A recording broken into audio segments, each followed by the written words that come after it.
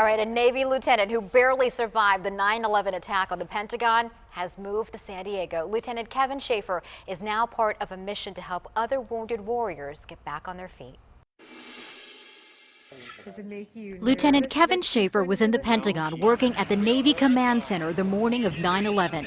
And when American Flight 77 impacted the Pentagon, it passed directly through the Navy Command Center. Schaeffer suffered second and third degree burns to 50% of his body. Because of my location in the flight path, I ingested jet fuel and smoke and had severe chemical inhalation injuries to my lungs. His chances of survival didn't look good. My body was succumbing to my injuries, and I flatlined not once but twice in one day. And miraculously, I was able to fight my way out and get out and survive.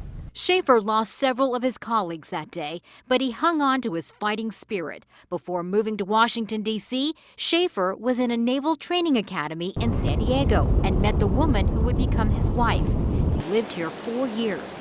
Now he and his family are back in San Diego. Schaeffer is now the national spokesperson for the Wounded Warrior Project, and Saturday night, he spoke to a USO pre-show event at the Coronado Playhouse before the evening performance of the musical Suds.